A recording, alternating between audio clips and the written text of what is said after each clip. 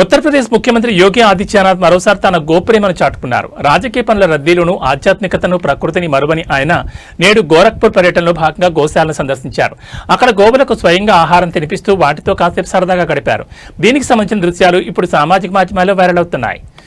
CM యోగి గోవులను నిమృతున్నట్లు బెల్లం, అరటిపండు తినిపిస్తున్న విజువల్స్. ఉత్తరప్రదేశ్ ముఖ్యమంత్రి యోగి ఆదిత్యనాథ్ తన దైనందిన జీవితంలో గోసేవకు ఎంత ప్రాధాన్యత ఇస్తారో అందరికీ తెలిసిందే.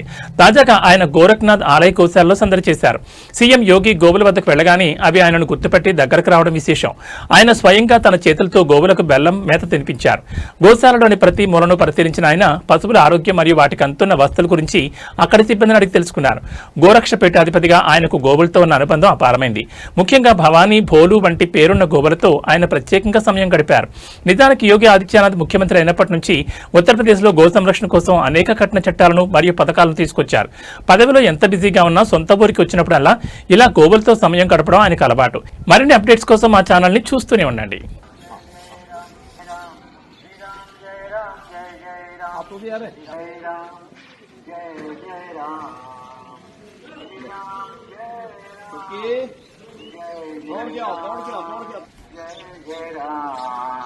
जय राम जय राम